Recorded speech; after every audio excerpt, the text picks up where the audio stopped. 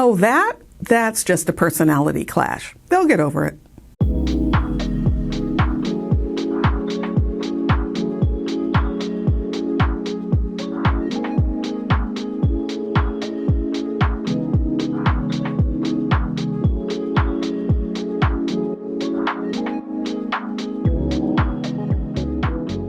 Hi entrepreneurs, I'm Vicky Brown, and you're in the right place if you want to engage your team, boost your business, and grow your leadership muscle. You know, employee complaints aren't just noise, and they're definitely not just drama.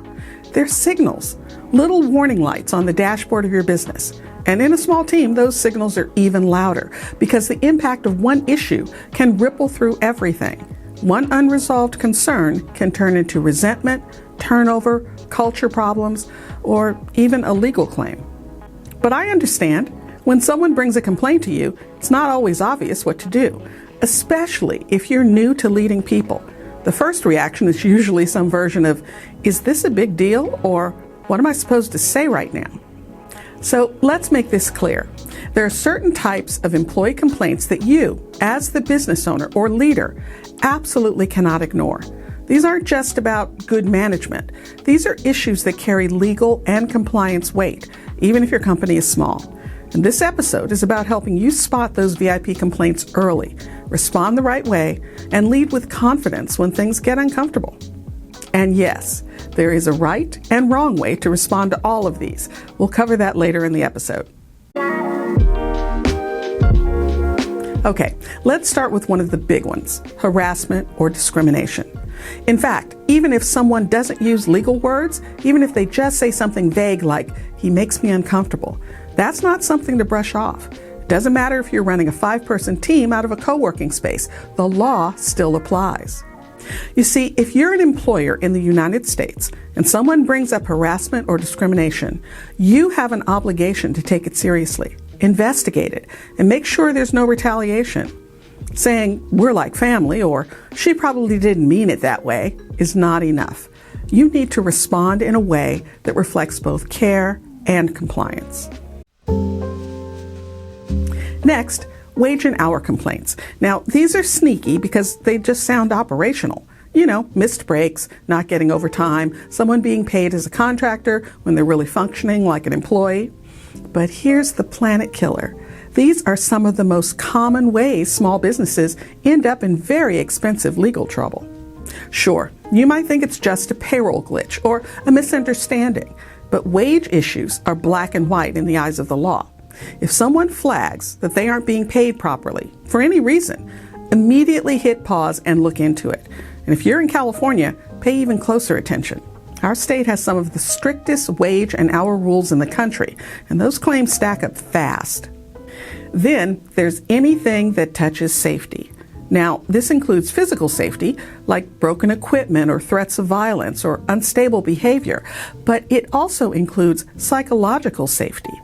If someone says they don't feel safe, don't downplay it.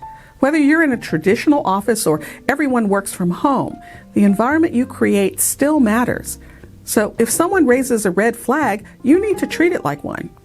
Address it directly, follow up, and document everything you did to make the workplace safer.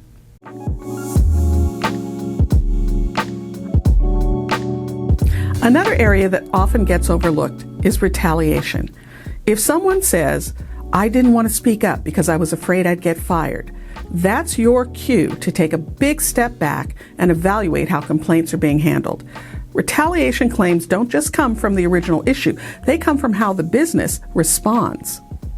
Changing someone's hours, excluding them from meetings, putting them on a weird performance plan after they've complained, even if you think it's unrelated, well, that's the kind of thing that can land you in court. And retaliation claims are expensive, especially for small businesses, because there's often no clear paper trail. You have to be very intentional, very thoughtful, and very careful. And don't fool yourself. There have been many times that the original complaint, harassment or hostile environment, etc., have failed in court, only to have the retaliation claim live on and end up getting the plaintiff a windfall. Because you see, even if you didn't do the original thing, if you retaliated when someone complained, you're on the hook. And most paralyzing of all, Sometimes the complaint is about someone in leadership, maybe even about you. Those are the hardest ones to hear. It's uncomfortable. It's personal. Your instinct might be to get defensive, to shut it down, or to write the person off as difficult. But the truth is, how you respond in that moment is one of the clearest reflections of your company's values.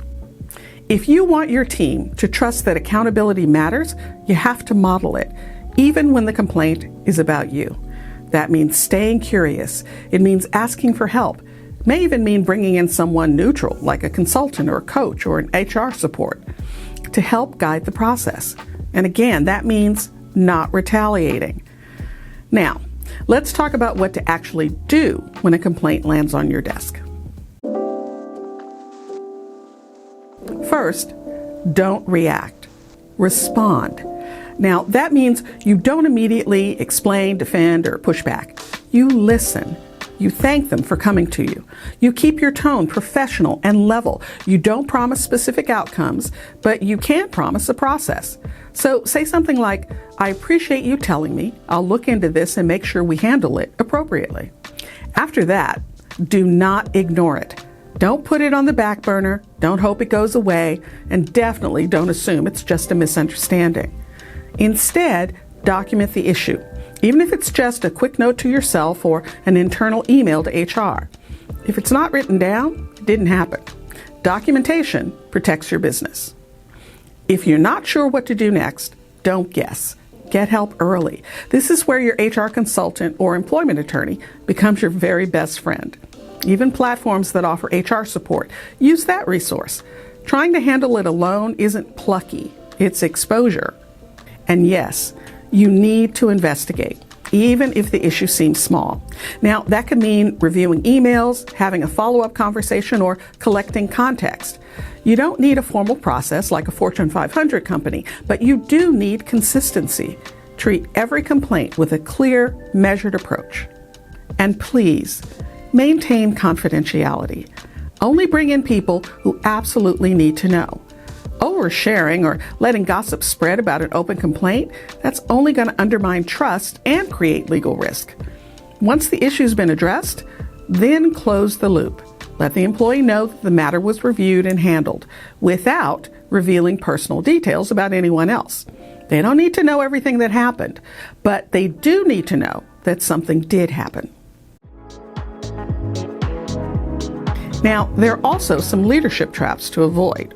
One is trying to stay neutral when what's needed is action. Leadership doesn't mean you're Switzerland. It means you act with integrity. Another trap, overcorrecting.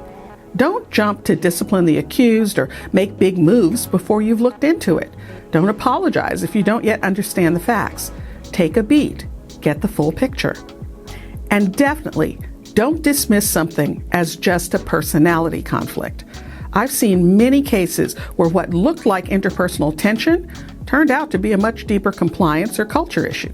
Assume good intent, but verify. And it's so important, I'll say it again.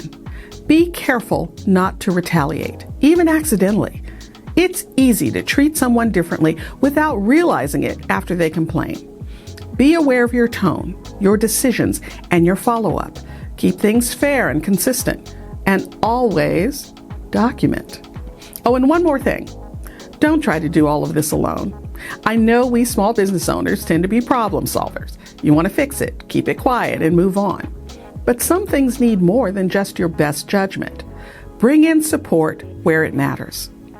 Now, if the complaint is about you, this is where leadership gets real. You have to lean into curiosity, not defensiveness.